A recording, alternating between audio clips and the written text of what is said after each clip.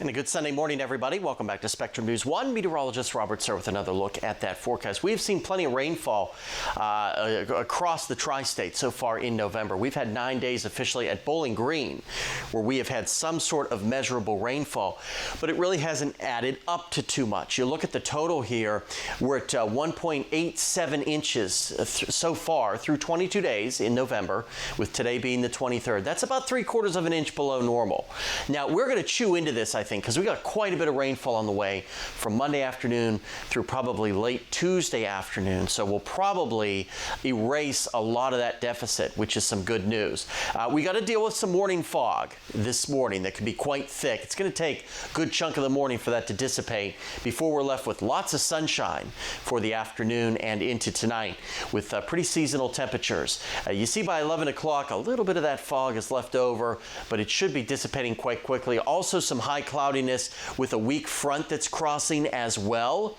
We'll be quiet though in terms of rainfall and things like that. So if you have any outdoor chores or activities to take care of, you should be in pretty good shape. We'll see not only the fog redevelop possibly by Monday morning, but also an increase in our clouds as showers look to start to roll back in here by Monday afternoon, especially west of I-69.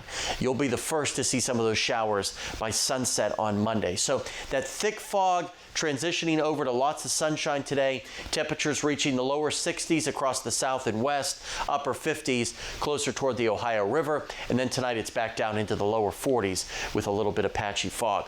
Updated look at the travel forecast for Monday shows unsettled weather. The worst of it should be across portions of Texas, Oklahoma, and western Arkansas, the Intermountain West, and then the Northeast, a little bit of shower activity. But by Tuesday, some of the worst of the unsettled weather does get into the tri-state down through Tennessee and New Orleans, as well as the Dakotas. So check with your carrier if you're flying to any of these destinations that are yellow or red.